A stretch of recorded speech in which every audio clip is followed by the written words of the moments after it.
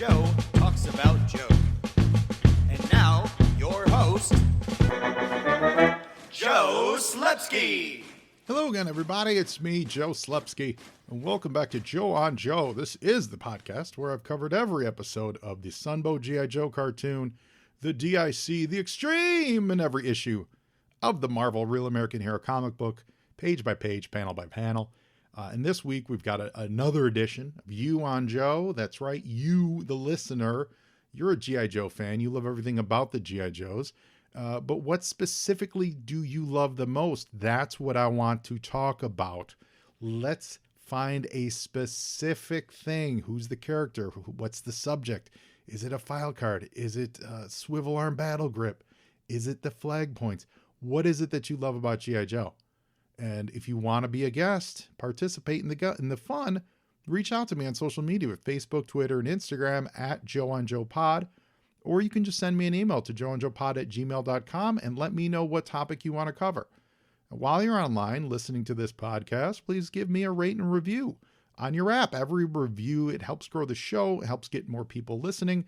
Then we get more interviews and more interesting voices. So far, we've been having a real blast with this. I've gotten so many good notes from you listeners, reached out saying you love this new format. I'm so excited for that. And, we're going to keep it going. So we need you to reach out and keep it going with me.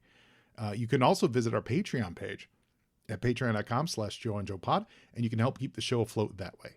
Speaking of that, let's give a lot of love to our sponsors, the Movies and a Meal podcast. In the beginning of time, the smallest organism gained sentience and thought to itself, I really need a good meal. Then, a bunch of other stuff happened, and finally the Lumiere brothers started showing movies in France. This was all the inspiration that fellow broadcasters Brad, Keith, and Ben needed to combine these two primal needs into the Movies and a Meal podcast. The Movies and a Meal is one of the most casual and relaxing film talk podcasts you could ever listen to. These three friends enjoy a good meal together while talking all about the movies. And not just reviews, they do favorite lists, comparison discussions, genre talks, anything and everything that you can think of. They've even broken their solemn promise inherent in the name and branched out into TV talk. So I love the variety of films they bring to the table. They cover new releases, classics, cult films, often in one episode. It's really a delight to listen to, and it has something for every movie fan out there to enjoy. So if you're looking to grow your podcast library, if you eat meals, and if you've ever seen a movie, then you should give Ben, Keith, and Brad a listen and subscribe to the Movies and a Meal podcast. They've been a great sponsor to this show. I love the Movies and a Meal podcast, and I'd like all of you to love them too. Now, I first heard about today's guest through his really fantastic G.I. Joe comic book archive, the After Action Report. Roger Taft, along with his partner Josh Egbean, put together what I consider to be the final word on the physical editions of G.I. Joe comic books. These aren't summaries of the stories, but the actual physical printings and editions of everything G.I. Joe from both the Marvel and the Devil's Due years in 2 different volumes, and they've got the IDW years on the way. Now, he's here this week to talk about his other upcoming project. This is the After Action Report Command Files, which currently has a Kickstarter going. It ends April 15th, as well as his favorite Joe topic we're talking about today, the most versatile vehicle of all time, the G.I. Joe VAMP. This modified Jeep is such a unique and utilitarian design. It has been used, reused, repackaged, and repurposed more than almost any other toy we could even think of. Today, you're going to learn about where the inspiration for the look came from, as well as a detailed breakdown of all the reasons why the VAMP is just a perfectly designed toy. I know you're going to love hearing about the VAMP on You on Joe, just like I know you'll learn a ton from the After Action books. And while you're listening today, just head on over to Kickstarter and give them a look. The current project Roger's running, again, it ends April 15th. So act fast. Let's get this project funded. And now let's enjoy the Fast and Furious VAMP discussion. You know, Roger, the VAMP is possibly the most utilitarian toy ever made. God, yes, it is. Probably the greatest base model of any toy of all time. I totally agree. Yeah. Is that why you reached out and said, let's talk VAMP? Sure. Why not? I mean, I like to customize the VAMP. So, Yeah, I'm actually eventually going to put a custom for every sub team ever. So Oh, amazing. yeah, so I've already done Night Force. I've done I've done the Sonic Fighters. What's the other one I got? Z Force from Action Force. Oh, nice. Do you consider Special Missions Brazil to be a subforce? They had one's different questionable. costumes. They had different costumes. Yeah, they had costumes, but they don't have a theme that clearly says this is what a vehicle should look like. I thought their theme was maroon. Yeah, somewhat. I mean, yeah, like half of them are like blue or green, Yeah, and then true. the other half are like maroon and yellow. But there's nothing consistent. No logo. No. Nothing. I recently dug up my old cassette tape. I knew I had it somewhere, but I forgot where it was, and I found it, and I found a cassette player. So, and I know you could get the audio. The audio is ripped already, online. It's not hard to get that, but just to hear it crackle through a Walkman was awesome. It was so good. Yeah. So let's talk VAMP. Do you remember the first? I mean, it came out in '82. Do you remember the first time you saw the VAMP? Probably Christmas. Well, I probably saw it before that. No, let me take a step back. It ties directly into the comics because I saw it in issue 1. G.I. Joe issue 1 was my very first exposure to modern G.I. Joe, real American hero G.I. Joe. Mm-hmm. And of course, it was in that. I can't recall if I fell in love with it right away or not. But that Christmas, that would have been summer that year. That Christmas, I begged Mom and Dad for G.I. Joe, and there was no, you got Star Wars. You don't need another toy line. Just stick to Star Wars. You've got enough of those. Stick to that. But Grandma, she very much liked to purchase your love if you could. Oh yeah, sure. Especially since we were in Oregon and she was in Chicago, so grandparents and divorced children everywhere. Yes, exactly. My grandparents were all in either Chicago or Minneapolis, and all my family was back there. So Grandma would basically get a list of who needs to buy what gifts for what. Yep. And she would buy all of them for that person in the name of the other people so that there would be no crossover. So you wouldn't get duplicates and stuff. It's funny. My grandma was the same way too. My mom would give her a list, and she was that way for Star Wars toys. So my older sisters, they were more Star Wars than I was, and then I rolled into the G.I. Joe stuff. But yeah, every Christmas we always counted on getting awesome Star Wars stuff from Grandma Laura. It's so good. Yeah, and I'll be in Chicago April 8th for autograph. April 8th for the autograph signing for the first 2 books. Oh, fabulous! Where's that at? Toy du Jour, Sam Wells's store. He was the publisher for Devil's Due, and now he's got a toy store in Chicago. Oh, that's Fullerton in California. Fullerton. Oh, that's my old neighborhood. First of all, okay, my absolute old neighborhood. That's fantastic. So you're going to be a Toy du Jour, and the book we're talking about. You were talking about the After Action Report, the first 3 volumes, right? First 2 volumes right now. Third one isn't finished yet. Okay, ladies and gentlemen, if you're not familiar with the After Action Report, you need to check it out, and we're going to tell you how to check it out in a quick second. After Action Report is, and check me if I'm wrong here, they're comprehensive volumes broken up by Marvel years, the Devil's Due years, and then you're about to come out with the IDW years, but they're comprehensive, I would say catalog level of the variations of the physical editions of these comic books. So it's correct. It's different from a summary.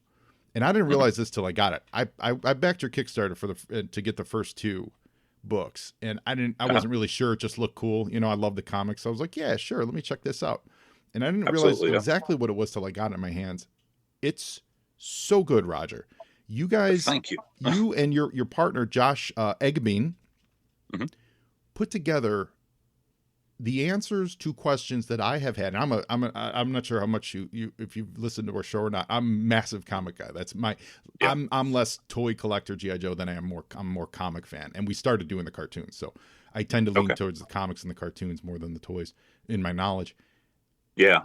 I had questions about all the printings and the second printings for so long, and because I was one of those guys, I was one of those guys. I realized early on, this book came out too soon to have a Black Spider-Man on it. Yet it doesn't say second print. What is going on here? Yeah. And there's questions like that throughout the series, and I, to address that, like 10, 15 years ago, when I was trying to put out together all the second prints, I ran across a guy on Facebook that had bought the comics in mass so that he could cherry pick the best prints, and then he bound them in leather. And he was advertising that he had a whole bunch of extras that he was going to sell off. So if you needed anything, contact him. So great opportunity. So I contacted him and said, "Do you have any second prints after issue 50?" Because that's where I was stalling out most at the time. Mm-hmm. And he got back to me, and it was such a condescending answer. He said, I don't want you to waste your time. There are no second prints after issue 50. Wow. And I'm like, but I've already got like 6 of them. I'm looking for others. So, that alone should tell you there was a need for a book like this to show people what actually was available. So. That's so good. And you've done an excellent job. There's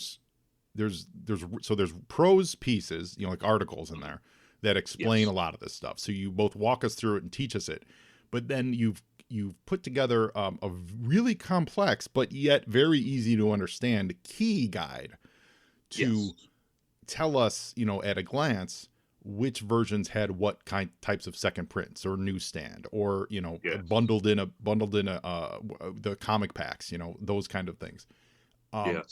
Immensely helpful. Like, I've always had a full run. Now you've made me want to go get a full run of the second prints and stuff. And I'm not that guy. I'm really not that guy. I'm like, I have them all. I'm good.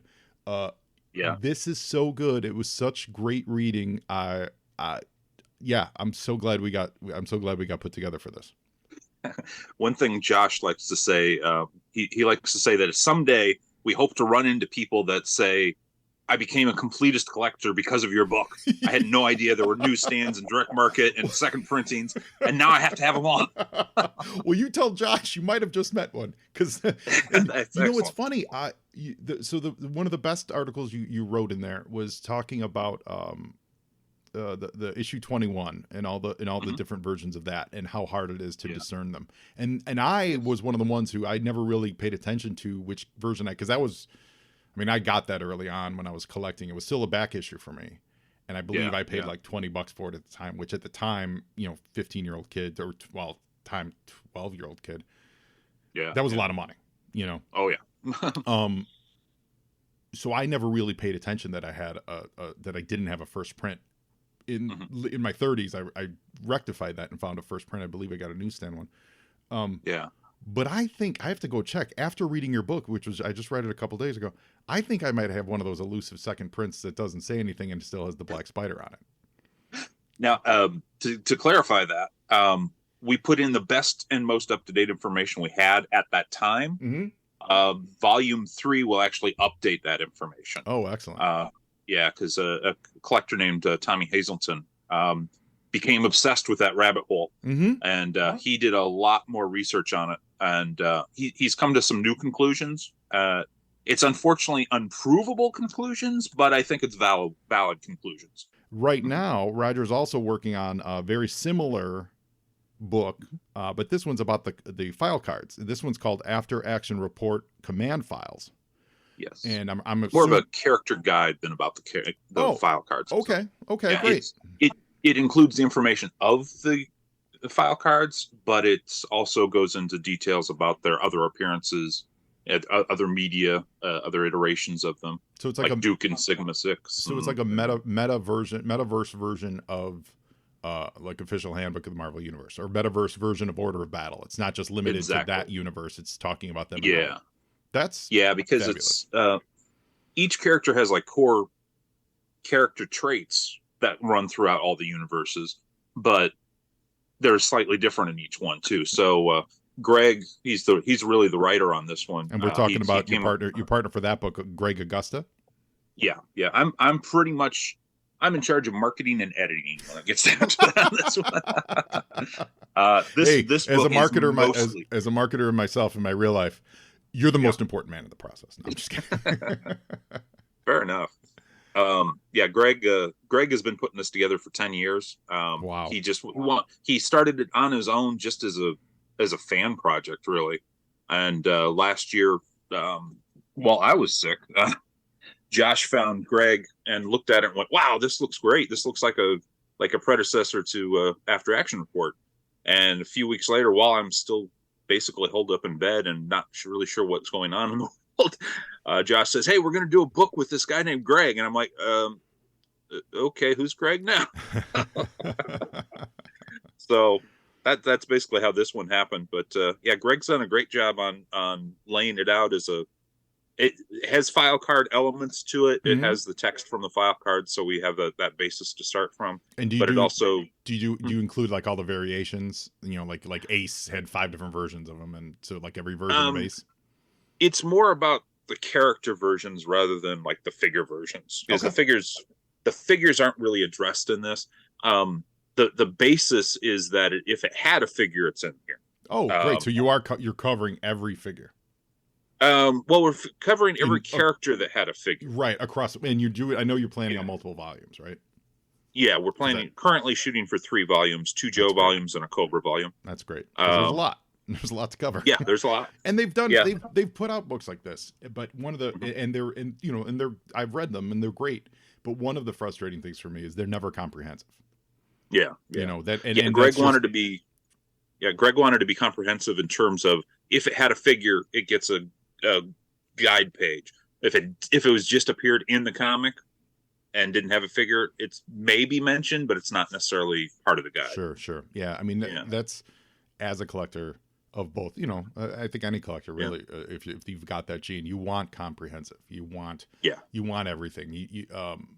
It's one of the, like, when I buy collected volumes of books, I mainly buy single issues, and it's because I want to get everything. Yeah.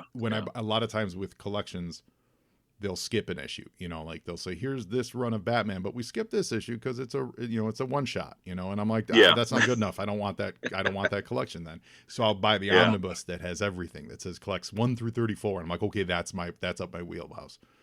Exactly. If I can't get all the single issues. So that's really important. And I think that's great. So that's a Kickstarter, and that runs until April 15th. Is that correct? Correct. That is correct. Yes. So go to Kickstarter, look for After Action Report. Just search for After Action Report, and you should find this one. This one's the command files. You did one for Volume 2, the IDW, or I'm sorry, the Devil's Due years. And are you planning a Kickstarter for Volume 3, or is that one finished already? You're just putting the book together. Yeah. The Kickstarter is finished. We were funded in November, I think. Oh, great. So it's coming out. We're about, I'd say, like 2/3 finished with the book. But mostly looking at editing and getting the interviews in there right now. One hiccup with it was it's the Larry Hama run of IDW, so it's pretty much strictly his books. Right. Almost nothing else. There's a few other things. The Transformer crossover and some of the other crossovers are included. But it's primarily Larry Hama's universe within IDW. While we were doing the Kickstarter, Hasbro announced the exclusive Nerf gun that was going to come with a exclusive print of issue 300. Mm-hmm. And so we had to wait until that was going to come out. So we adjusted our plans to shoot for that, which wasn't until, I think, August of this year. Got it. But since then, they've since canceled the Nerf gun. So now we no longer have that date to work with. But we're also not certain that the book's not going to come out. They may still release it somewhere. But we still have other stuff to do in the meantime. So I don't know if IDW can release that because we're past that. It would be released through Hasbro. Oh, directly through Hasbro. Got it. Yeah, because it was already coming through Pulse, is what it was. Got it. And it was going to be an exclusive part of this. So it won't be. I mean, if it's out there, if they've already printed it, then they're going to release it somehow. But sure. With that far out, they may not have printed it yet. Yeah, that's true. Any plans to do a Volume 4, which would be the non-Hama IDW universe says? It kind of depends on interest. We've found overall the IDW universe is the least demanded of all of them. Mm-hmm. And at this point, Volume 4, Volume 5, it's questionable: is it 4 and 5, or is it a new 1 and 2? We're going to do the international books. Oh, great! That's great. All the books in French and the Japanese. That's going. Like that. I imagine those would be the most difficult. Yes, absolutely the most. Plus, not only the language barriers, but just tracking them down.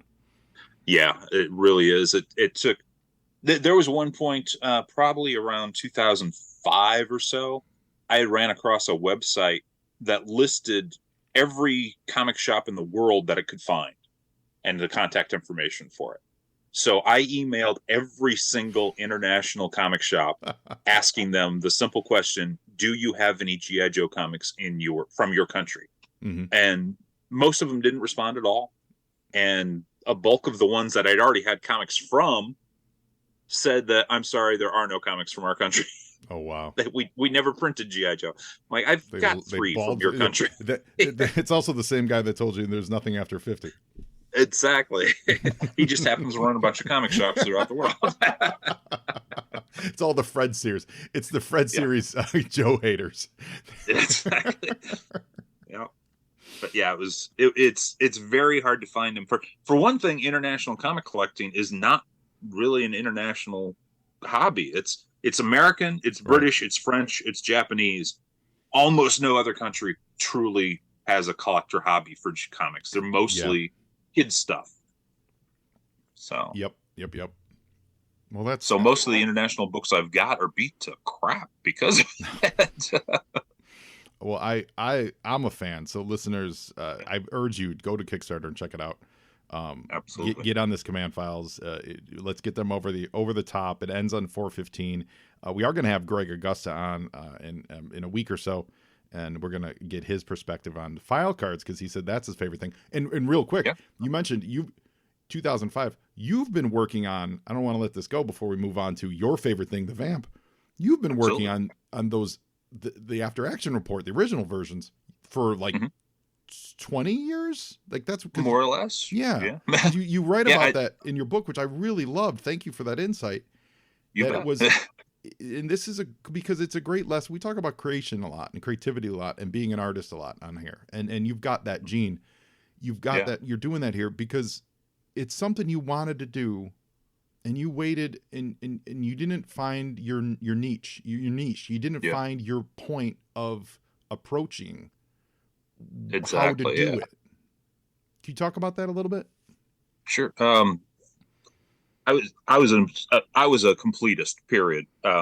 Back in the 90s, I was looking to get every single G.I. Joe item throughout the world from 1964 to the day it ended, which at that time it had a cap, 94, 95, that was the end of it. Then in 97, they started coming out again at Toys R Us. I was like, oh, well, there's more. Okay. It upended your plans. Just a few more. Just a few more. So that's not bad. I can handle that. But at the same time, I was, there was financial difficulties and I couldn't keep up with everything. And things just kept moving forward. And then Devil's Due came along and started publishing more comics, and Hasbro started putting out more figures on a regular basis, and in some cases dozens if not hundreds in a year. It just kept going. So it became more and more impossible. And then I heard other people were writing books. I'd heard about Air Devon trying to write her book that was on the same scale that I was intending to write a book on, which was everything. And then I saw the video about her collection and saw how immense it was, and realized I'm not even close to that. I thought I was close. She's got way more than I do, and she's not done.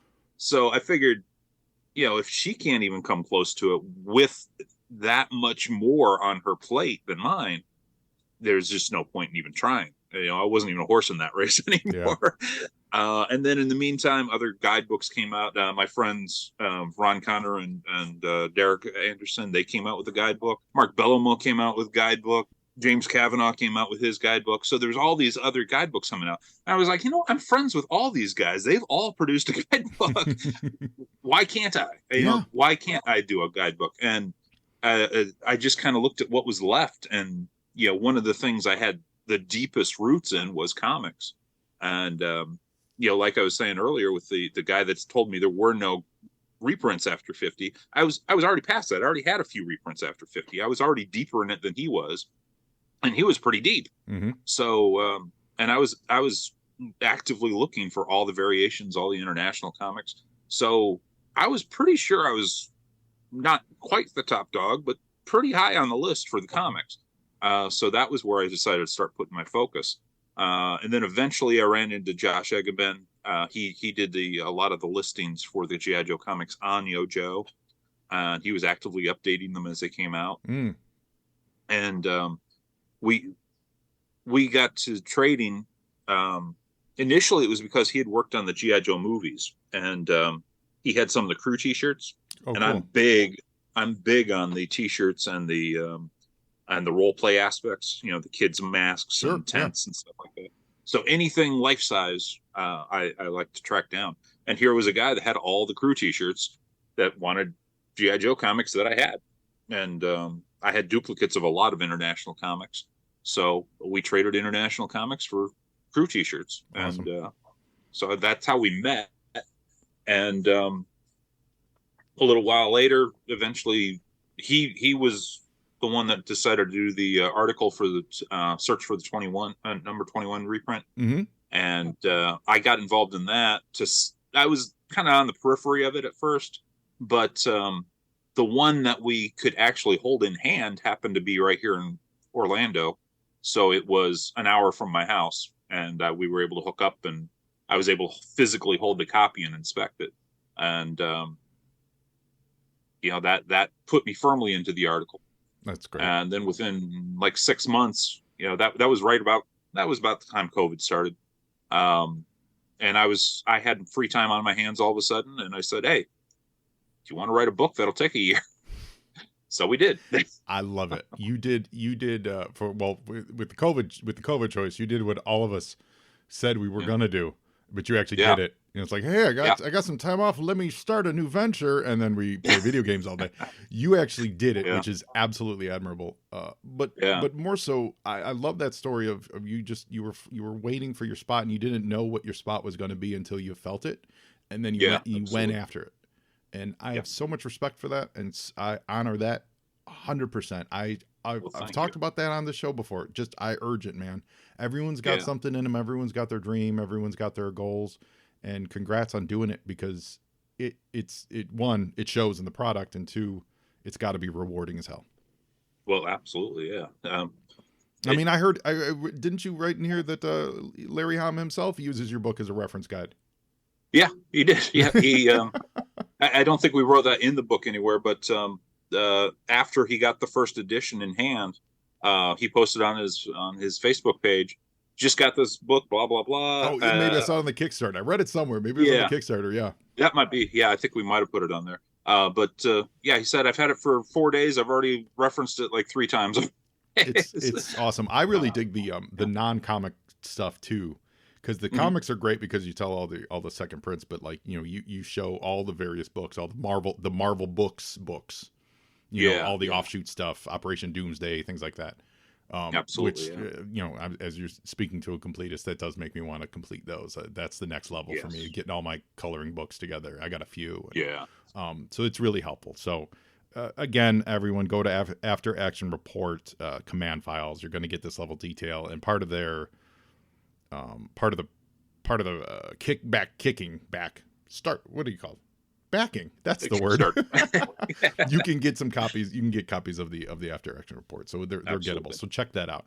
But we're here to talk Vamp, though. That's true. Let's get to it, Roger. Again, as we said up top, the greatest vehicle probably in toy history, because it has been used in so many ways.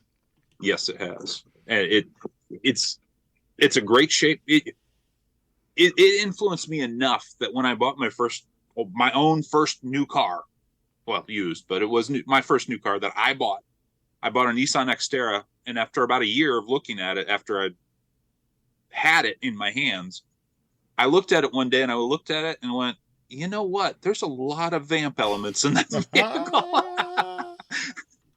They're not obvious, but they're subliminally there, and I think that's exactly why I chose it. So how much do you know about the construction of it, like the original design? Because it came from the Cheetah originally, the like a Jeep Cheetah. It was a South American design that was basically replacing a Jeep, that country's version of a Jeep. So that's an actual real world car. it's a real world car, but it never went into production. Okay. There's probably like 5 of them that were made as prototypes. So I think it was South American. I want to say Brazilian. Might have been Argentina. I forget offhand. But yeah, it started out as Life as the Cheetah. It had a second row of seats, so it was 4-seater instead of 2. But yeah, that's where it started from. Hasbro at some point, I think Wayne Luther was the designer for that one, and he had seen that somewhere. I think there was a model kit in America that he had found, or had seen, or familiar with in some way, and decided to base it off that. And there are some definite changes. Of course, the back seats are removed, And, but a giant laser gun. Yeah. I think it did have some kind of weapon mount on the back. Maybe things can get rough in South America. I'm not judging. Exactly. Yeah, I think the original did have a weapons mount on the back, or at least a place you could mount a weapon. Yeah. But yeah, obviously it wasn't a laser weapon at the time. What I think is so great is that they so I never had an actual VAMP as I was a kid. I went straight to you had a sad childhood. I know, but I went straight to the Stinger. Okay. But what I always admired about it was that the way the VAMP was built with the roll cages, that the Stinger doors and roof just snaps right on. Was that something they had planned, or is that something that was like divine providence where they just said, hey, holy cow, we can snap doors onto this? Because that changes the game. Yeah, it really does. I'm not aware of them pre-planning that, but it's possible. You never know. Who knows how many iterations it went through before it actually became a piece of plastic. But I've never seen anything that suggests that it was pre-planned, but they do plan like 3 years ahead. So right. Because it really changes the game, because it just gives a different profile to it. It almost disguises that it's the same toy, and yet mold-wise, it's the same toy. More or less. Yeah. A few changes, shovel on the hood. But... And because they have that gun rack on the back, just swap out what pops in there, and now you've got missile racks. And now, absolutely, it's just absolutely brilliant. Yeah. Versatility is one of the reasons I like it. It's exactly right. Like, we're on yojo.com. So this vehicle mold was repainted or retooled. So there's a VAMP.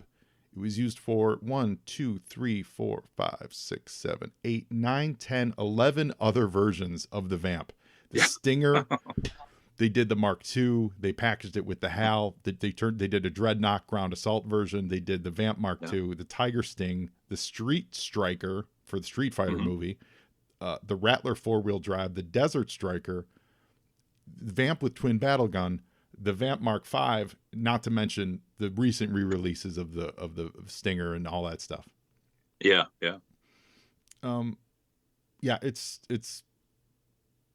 great. Like, I love the profile of it. I love the I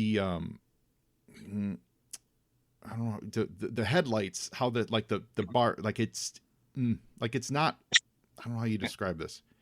The front hood dips down, so you've got these 2 columns on the side by the headlights. You know what I'm saying? Like, how would you describe the ridges there? The ridges. Yeah, that would be great. Yeah. That's such a great look and so unique to it, instead of just being, here's a car with a hood and headlights.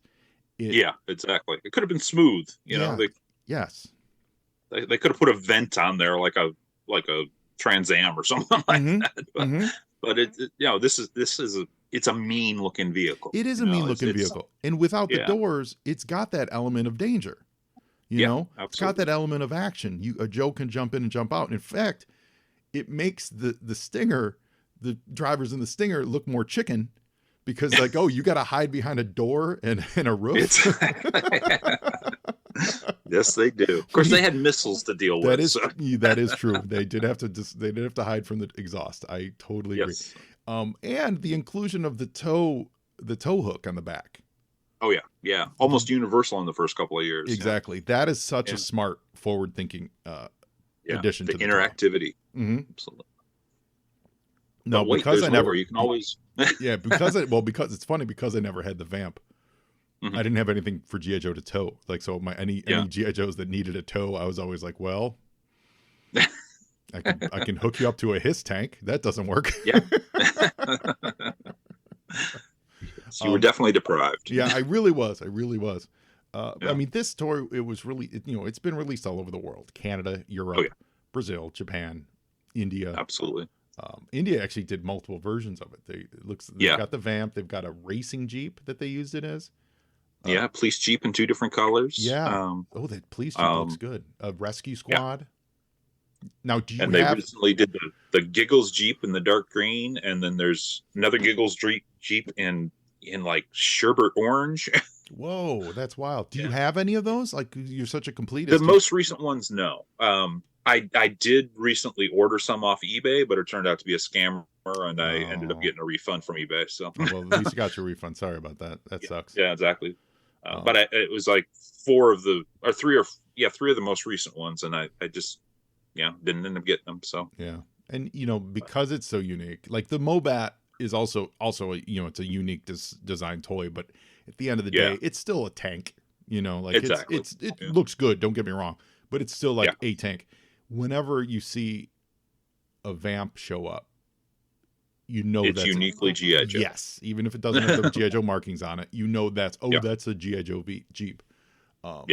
Yeah, the Vamp and the Hiss tank have that in spades for both sides. You're exactly right. Those are very spiritually equal animals for sure. Exactly. They did a giant toy box of the Jeep. Mm-hmm. Did you ever have this, or have you ever seen this? I do have that. Yes. You have this? Yes. Yeah. Is it in one piece? I don't have the crossbar in the front. The one that would have been the roll bar front over the windshield. I don't have the original crossbar on it. Wow. How does it? It's not in great shape, but it's in decent shape. And it looks to me about 3 feet tall. It's about 3 feet long, so about 2 feet tall. Okay. I think that's about right. And how does it open? Does it open on the top or in the the hood opens, and you have a little tray in there, and then the back is just open. There's no. Oh, awesome. Yeah, I did build a little platform in there so I could seal it. So I have a little piece of wood there blocking it off to make it more useful, more functional. But there was nothing there. At least mine did. Maybe somebody else has. And say, based on the scale of this, there's a picture of Clutch in there. Yeah. Could this be the largest representation of a G.I. Joe ever, outside of maybe if someone did like a full size stand up of a Snake Eyes thing? Like when we're talking toys, could this be the largest? Physically, toys? Yeah, toys, I would say so, because there are plenty of standees out there. There's a lot of advertising. But for in toy form, probably so, because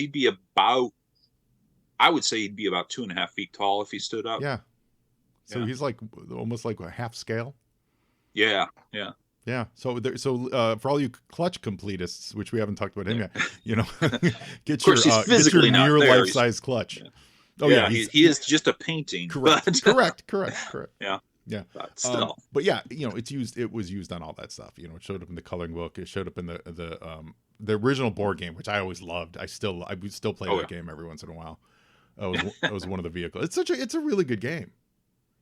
Is it? Yeah, I'm not sure I've ever played it, because when I was a kid, I never had neighborhood kids to play games with. Same. I was always out in the boonies. Yeah. I got that game as an adult. When I was a kid, the game I had was the big chessboard one. Okay. The one that you could actually use your figures on stands. Yeah. I'm blanking on the name of it now. That was the game I had when I was a kid, and I would force my family to play it because well, they would though, because you could use the figures. I think that got their attention. Yeah, it was more like a game of checkers kind of a thing. But the Vamp played a big part in that. Obviously, it came packaged with Clutch. One of the coolest Joes of all time. Certainly for Wave 1, yeah. I mean, he had that unique chest with the straps and the holster and everything. Yeah. That was cool. And surprised I never really reused it except for version 2. And modeled after, in the comic at least, like modeled after Springsteen. Like, like he was like the Jersey boy from, and really, when I did Joe and Joe Illustrated and worked my way back through those issues, it was clear that Larry thought he was going to be the star of the book. Yeah, I think you're right. Yeah, the first 12, maybe 15, issues. Yeah. It was the Clutch show.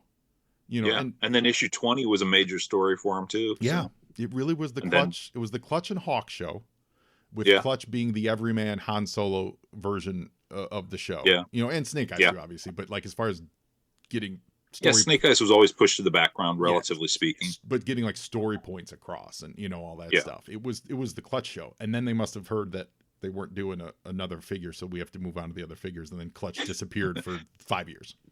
Well, I think more to the point, you know, his last major issue was probably issue 20. When he's falling. And issue 21 happens the next month, which was by mistake, wasn't by plan. So that pushed Snake Eyes to the forefront. And even if he was popular before that, you know, actually, Kirk Bozigian told us that Snake Eyes was one of the worst selling figures the first year. Really? He was the peg warmer. Yeah. Was he really? So he was my first. Yeah. He was my first figure, and my buddy gave it to me for my birthday, and he said, he's like, he gave it to me saying, "This is the coolest guy ever. You need to check out this GI Joe stuff." And I didn't had any idea what GI Joe was. Yeah, yeah. But yeah, that first year, just because he had no paint applications, he got ignored. So. Yeah, now it seems ludicrous. But at the time, though, I remember being like, "Oh no, this guy's awesome. What's his deal?" And then I found the cartoon, and I was like, "Oh, he sacrificed himself in the radiation. He's radiation proof. He can do anything." Absolutely. But yeah, Clutch he's got a wolf. And a wolf. What? Yeah, Clutch is great. Clutch really is great. The gun across the chest, I really think seals it. The beard is good. So at the time, we would have had bearded rock and roll. Mm-hmm. And just Clutch with a beard, right? Is there anyone else? Oh, Breaker had a beard. Yeah. So those are good looks. When I was a kid, I did have a 12-inch GI Joe. It wasn't one I bought at the store, but I got them at a garage sale at some point. Mm-hmm. And it was a 12-inch fuzzy-headed action talking head commander. He looked more like Clutch than anybody else. So on my Clutch file card, I actually crossed off Clutch and took one of the GI Joe stickers and put it over Clutch, and he was my GI Joe. Oh, awesome! Yeah, awesome. Yeah. How many Vamps are currently in your collection? Like, do you have a rough count? Vamps or Stingers? You know, like the. Yeah, I can't count all of them. I'm trying to think, with boxed ones and loose ones, probably just shy of 50. That's amazing. And they're all different. None of them are repeated. So. Yeah. Well, you mentioned you do customizing. Do you just like? And I'm not even counting those. Do you customize? Oh wow, really? Do you customize everything, or do you just are you just the Vamp customizer? I used to customize everything. Now, when I have time, which isn't nearly as much as I do, I write books now. Yeah, sure. Yeah, you got a little side hustle. Yeah, I'm averaging about one Vamp a year, and I usually I do it with a driver every time. So one figure, one Vamp, typically is what I get through in 1 year. That's really great. Yeah, this year I should have more free time though. So for After Action Report, I know you said you guys are on certainly on Facebook, and you have the website, and you're on Kickstarter. Do you have a place to showcase your Vamp customs? Like, do you do like an Instagram page or anything? No, I've got the 3 finished ones on Joe Customs. They are on there. Oh, cool. But I don't have a dedicated place for it other than that. I've posted them on Facebook from time to time, but that's it. I don't really do the Instagram, Twitter kind of thing. Yeah, I get it. It can be a lot. And also I had Instagram. You're in it for the passion, not for the street cred. I get it. Yeah, exactly. Yeah, and when I was on Instagram, it was for my store to promote that. It wasn't anything personal. So, do you still have that store, or what? Since I mentioned earlier that I got sick last year, since I got sick, I had to close the store. Oh, sorry to hear that. So that's why I was so flexible on time for this interview, because I don't have any store to go to. Well, good, I guess. I've got a lot of free time this year. Oh, good. Well, listen, Roger, this has been awesome. Not only talking about the After Action Report, which is genuinely great, but I love all this Vamp talk.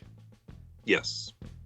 Who can't talk Vamps? Yeah, it's really, really great. And I love Clutch. Because I never had a Vamp, I never had a Clutch either. So I've gotten him as an adult. And I really, really like him a lot. I really like him as a figure. He's so good. He is cool. So good. So Roger Taft, thank you so much for sharing your love of the Vamp and talking about After Action Report with us today. You betcha. Thanks for letting me. been entirely my pleasure. And now we all know a lot more about both After Action Report and the G.I. Joe VAMP. There you go. And Joeing's half the battle.